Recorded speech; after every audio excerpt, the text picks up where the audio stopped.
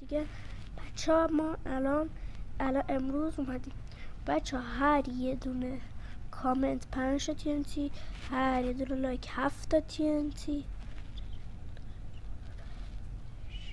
7 و هر یه دونه سا که هم میشه مشترک شدن 10 TNT.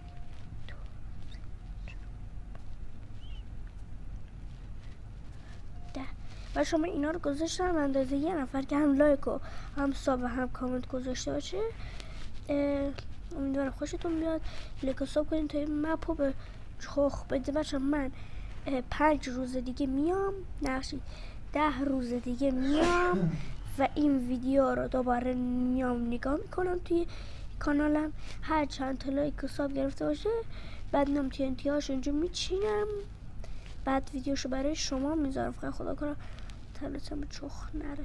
خدا نگهدار. تا ویدیو دیگر لایک و سابم بکن تا مپم به چخ بره، با کامنتم بذار. بچه ها اگه این ویدیو رو دوست داشتین هر ویدیو دیگه هم بگین براتون میذارم. فقط بهم بگین براتون چیکار کنم توی ماینکرافت. هرچی که میگین تو بگین دیگه لازمه اینجا اینو مرتب کنم همشون توی خط باشه. داداش